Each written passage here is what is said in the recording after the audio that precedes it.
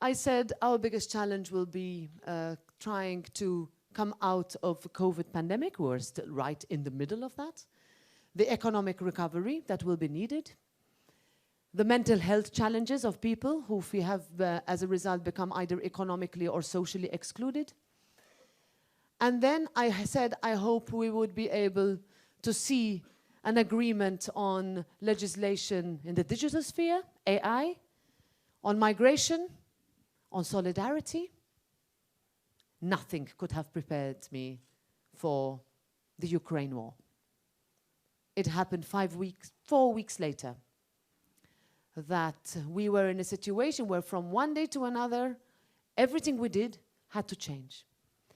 And that has meant that we made more efforts to be more united, to make sure that the majorities, we are 705 members of the European Parliament altogether, are as compact as possible in sending the strongest of messages in favor of what are our fundamental values. How many of you will definitely vote next year in the European elections? Okay. Good. You know, sometimes I go to countries where less than half put their hands up. Less than half. Sometimes I ask, okay, let me ask a more difficult question. Do all your friends vote? Don't nod. Can't be. Do all your friends vote? Okay, so I'll give you one more task then. When you leave this room, I want you to convince them.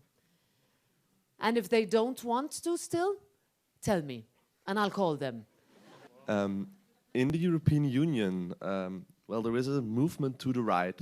We see it in the national elections or in the local elections in Austria. More and more people become right, and even in the European Union, like the ministers are getting more right. What will the parliament do to ensure that it will be able to keep working and not everything will be blocked by the countries? Rather than be afraid of the extremes, I would say fight from the center, proudly and easily. Because if you are proud of your convictions, you can counter any narrative. Just don't run away from it. And don't think that just because you don't counter it, it's not going to grow.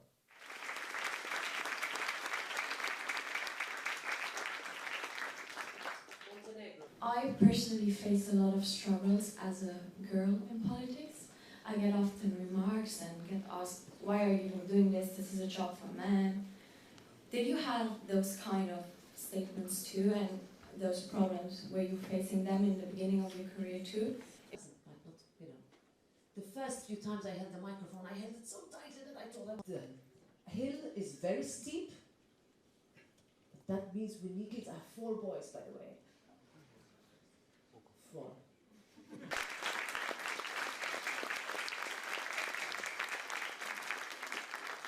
So let's take some who and why is it that this person?